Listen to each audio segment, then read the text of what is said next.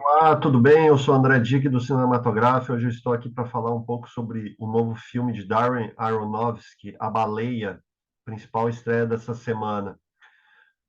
Muitos conhecem o trabalho do diretor, ele se destaca desde o final da década de 90 com Pi, depois ele fez Hacking para o Sonho, um filme também muito interessante com a Ellen Burstyn, até chegar em Cisne Negro, a principal atuação, talvez até hoje, da Natalie Portman, uma atuação que deu a ela o Oscar de melhor atriz.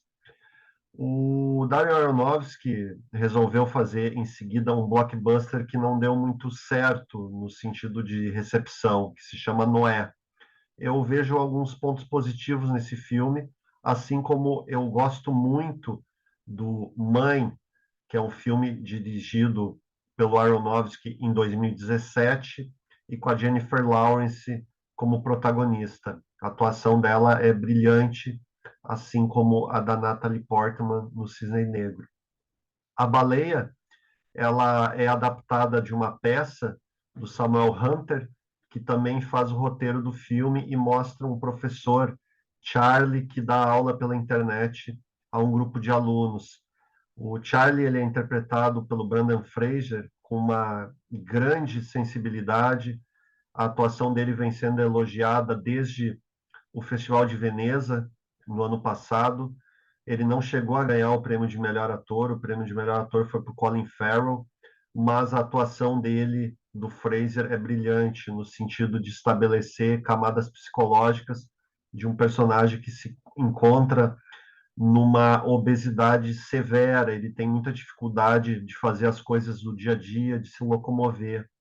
E ele é cuidado por uma enfermeira amiga chamada Liz, feita pela Hong Chau, também com grande talento. Ela está indicada ao Oscar de melhor atriz coadjuvante.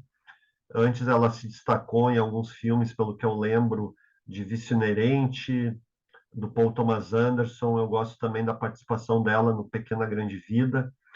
E ela também consegue interagir de maneira muito boa com o Brendan Fraser, trazendo uma carga dramática realmente interessante, porque o personagem ele está meio que no caminho da autodestruição e ela, como amiga, tenta impedir isso.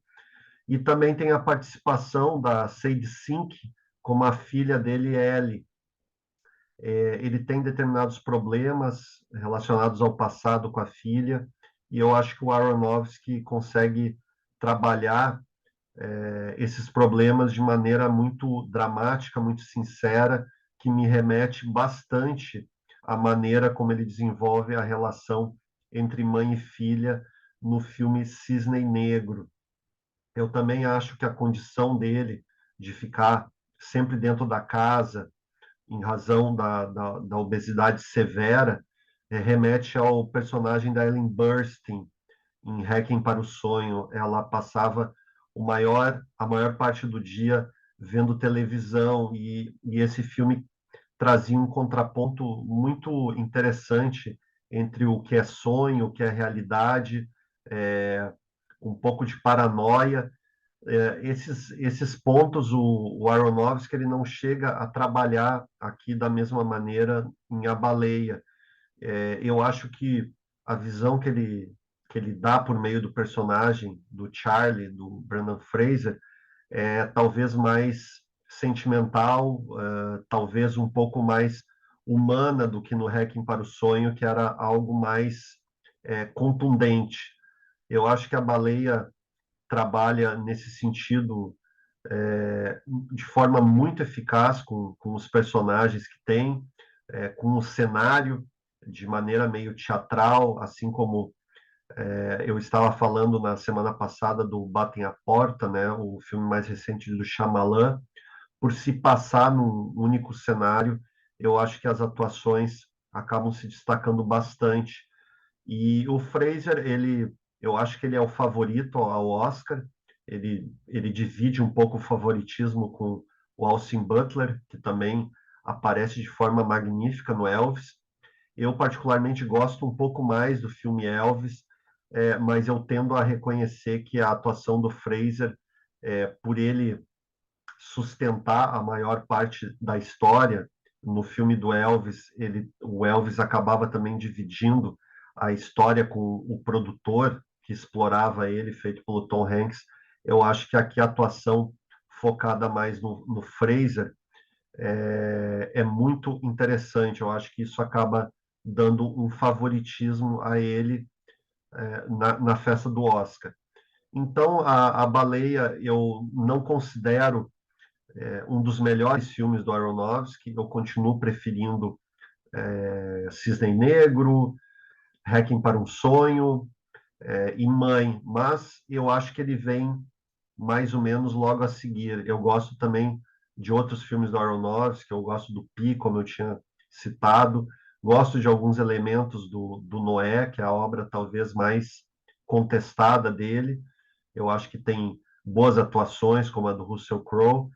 Ele é um diretor muito eficaz em extrair grandes atuações. Não é à toa que a Natalie Portman ganhou o Oscar de melhor atriz pelo Cisne Negro, que o Mickey Rourke retomou a carreira com o Lutador, também uma grande atuação num filme também bastante conhecido do Aronofsky. A Ellen Burstyn foi também indicada pelo Requiem para um Sonho. Então, o Aronofsky ele consegue extrair grandes atuações, e é isso que ele faz nesse filme. Todo o elenco está muito bem. Eu também destacaria a presença do Ty Simpkins, que é um ator que fez o Homem de Ferro 3 e que aqui faz o papel de Thomas, um personagem que tenta levar uma palavra bíblica à comunidade onde o professor Charlie mora. É um personagem também que lida com alguns temas polêmicos e é um personagem com nuances por causa da atuação do Simpkins. Eu acho que ele também é um destaque. Então é um filme principalmente de atuações, todos estão muito bem e eu acho que o Fraser tem grande chance de ganhar o Oscar de melhor ator. Seria bastante interessante ver essa vitória por tudo que ele passou na trajetória dele, foi uma trajetória muito difícil. Eu acho que ele já mostrava algumas boas atuações anteriores. Eu gosto, por exemplo, da presença dele no Crash, um filme que é muito contestado, é visto como um dos piores vencedores do Oscar de todos os tempos. E esse filme ganhou o Oscar em 2006, e eu acho em 2005, e eu acho uma atuação do Fraser lá muito boa, aliás, ao lado da Sandra Bullock, que também ganharia o Oscar alguns anos depois. Então, seria interessante ver por toda essa trajetória do Fraser, sem dúvida. Mas eu destaco que a atuação do Austin Butler, do Elvis, também é de grande qualidade, embora a trajetória do Butler não seja é, tão extensa ainda quanto a do Fraser. Então é isso, eu indicaria o filme A Baleia, eu acho que vale a pena ser assistido, eu acho que o espectador que conhece os filmes anteriores do Aronofsky vai conseguir, talvez, fazer alguns pontos de ligação maiores com os filmes anteriores. Mas quem não conhece a filmografia dele, eu acho que é um bom ponto de partida para ver se gosta, talvez, do estilo dele, que eu acho que está muito bem representado aqui. Então, eu agradeço. Se você gostou do vídeo, curte, compartilha se puder, se quiser comentar.